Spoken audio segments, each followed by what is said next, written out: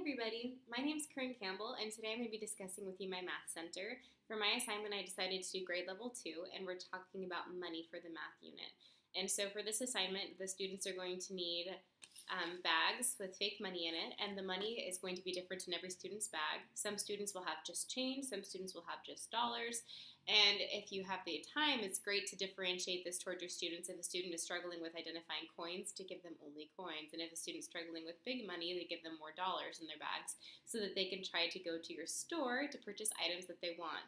So at my store, I'm going to have stickers, pencils, and some sweet candy things. And the students are going to come to me with whatever money bag that they've been given, and they're going to have to make the appropriate money for what they want to purchase. And if they have to give me more because they don't have small change, then they have to help me count out the change. I'll give them the appropriate money on the table, and they count out with me to get the money back. So for this assignment, students are going to be doing addition, subtraction, all pretty on the fly while they're trying to purchase, which is a really great life skill, and it's an exciting activity for kids because they're actually going to get to keep what they purchase. So that makes it interactive and engaging, and since the students will be standing in line together, they can help their friends figure out the amount of money that they need to get things at the store. So this is a great activity to do in a small group where students can work together to make purchases and to use money in a real life setting. And a penny. So for this activity, students are going to be given, again, bags of money, but this is going to be fake money that has been laminated and has Velcro on the back of it. And on the board, we're going to have a big sheet with rows, and on the rows there will be different, it'll say dollar, just the word form.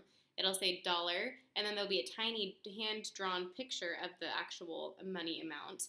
And it'll say $5, $10, quarter, dime, nickel, penny, all the way down the line. And the students are going to, with their group setting, in each table will get called, and they'll have their bag of money as a team. They're going to come up to the board, and they're going to match their money on the appropriate level that it belongs in.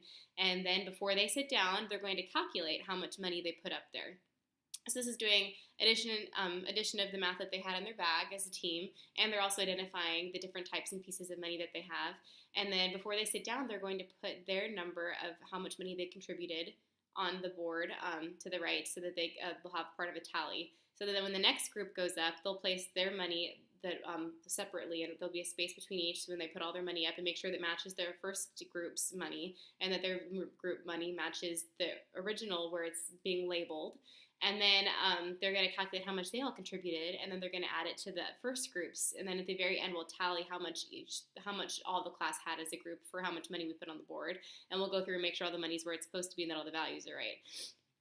So this is a really fun activity because it's a group activity. So they're going up as a group with their team to put their money on the board so that they can help each other identify what goes where. And so for this assignment, like I said, you're just going to need a big money board with the labels of the appropriate monies with the picture. And then you're going to need a lot of fake money with Velcro on it so the kids can stick it up there so that they can look at it.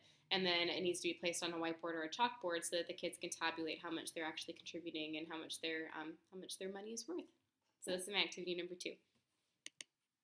Okay, so for my third activity, for my Make It Work activity, this is going to be, again, working with math, but the students, math and money, the students are going to pick from provided options. There will be a car, there will be, let's say, a video game, fun things that are kind of pricey that kids would want to buy. So we're going to have the price tag on these items, and so I'm going to let them go. My class ideal would be divided into tables, so each table will come and pick the item that they want to purchase. And so when they pick their item, I'm going to give them a flat rate of money. So say it's a $400 video game, I'm going to give them $300, $350.25. And then they're going to have to tabulate as a group how much they need to earn in order to make it work and be able to get it. So this assignment is fun because kids are talking about buying things that they want to buy, and they're going to be working as a team to add up the appropriate money. And they're going to be working with each other so that they can help each other fill in the blanks when there's an issue and they're not understanding material. So this is helping kids work from a base number that they're given to count on to what they need to get. So then for my next activity, we're going to be talking about, is it worth it? Okay, so for my Is It Worth It activity, we're going to be incorporating the time standards for second grade as well. So students are going to be learning about time and doing word problems that involve time and money, because I think it's really important to show kids that money is time. So for this assignment, kids are going to figure out they're going to pick an item that they want to buy, and we're going to give it a rate so that they know what they have to earn in order to get it. But now we're going to apply some work to earning the money instead of just getting the money here willy-nilly like we've been in the last few assignments. This time, they're going to have to pick one of the jobs that I'm going to give them. So they can either read for their money or they can do homework for their money. And so we'll say each book is worth $500.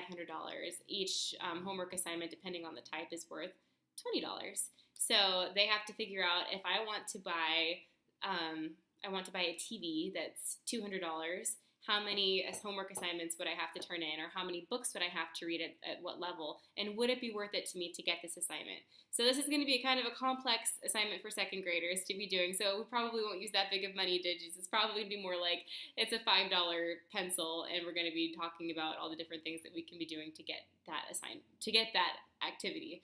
And obviously the kids aren't actually going to have to follow through with this, but we're just trying to show them that there is work associated with money, and is it worth spending our money on something because of all the work we have to put into it? So this is a good life skill, and it'll show kids that money has value other than just getting toys. Like, you have to earn it. So this is something that I think it's important for kids to learn, and it'll be addressing time standards and money because they have to figure out how much time would be invested into each of these assignments. So that's my Math Centers.